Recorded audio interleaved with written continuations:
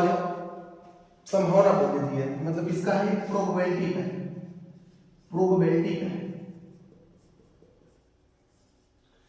Probability का सवाल है।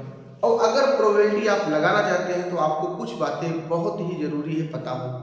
तो प्रोबेबिलिटी का सवाल है, तो प्रोबेबिलिटी के सवाल में आपको सबसे पहले पीछे की मेरे दोस्तों कम से कम दो चीज आना चाहिए, एक परमुटेशन और एक कॉम्बिनेशन। क्या कॉम्बिनेशन तो आपको आना ही चाहिए मेरे दोस्तों, कुछ फार्मूलेज भी है वो भी आपको आने ही चाहिए, ठीक है। अब अच्छा बताइए प्रोबेबिलिटी बराबर होता क्या है, आपको पता होना चाहिए नंबर ऑफ इवेंट बराबर number of sample space, number of event बराबर होता है नंबर ऑफ सैंपल स्पेस। अब नंबर ऑफ इवेंट क्या होता है मेरे दोस्तों, नंबर ऑफ सैंपल स्पेस क्या होता है, इस पर भी हम थोड़ी चर्चा कर देते हैं। नंबर ऑफ इवेंट मतलब होता है होने की संभावना, मतलब कोई भी काम आप कितनी तरीके से कर सकते हैं, कितनी बार कर सकते हैं, उसको कहते हैं नंबर ऑफ इवेंट। आपको हमने कहा 10 लोग हैं तो आप दो दो को बिठाना है, कितनी तरीके से बिठा सकते हैं, ये होता है।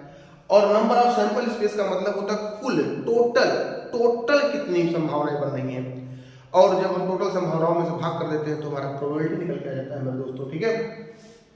अब यहाँ देखिए नंबर ऑफ इवेंट बराबर होता है नंबर ऑफ सैंपल स्पेस, तो टोटल। तो अब इसमें तो देखिए मेरे दोस्तों अगर हम प्रोबेबिलिटी का फार्मूला लगाएंगे तो हमारे पास कितनी गेंदें हैं, 20 हरी गेंदें हैं और 15 लाल गेंदें, तो टोटल हमारे पास कुल कितनी गेंदें हो जाएंगी मेरे दोस्तों, तो हो जाएंगी 35 गेंदें। तो 35 गेंदें हमारे पास टोटल है और उसमें से हमें निकालना है केवल एक हरी गेंद निकालना, एक हरी गेंद निकालना है। तो अगर हम ऊपर एक लिख देंगे तो गलत हो जाएगा, क्योंकि हमारे पास 20 हरी गेंदें हैं तो हम 20 तरीके से निकाल सकते हैं गेंद को। अगर हमारे पास 20 गेंद है तो हम 20 तरीके से गेंद को निकाल सकते हैं।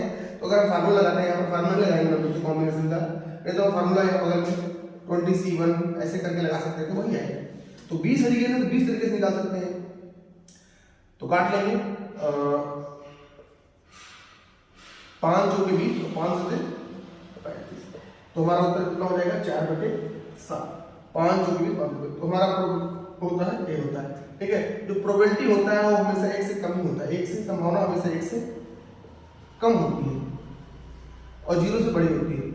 मतलब प्रोबेबिलिटी जो होती है हमेशा इससे बड़ी और इससे छोटी ही होती है।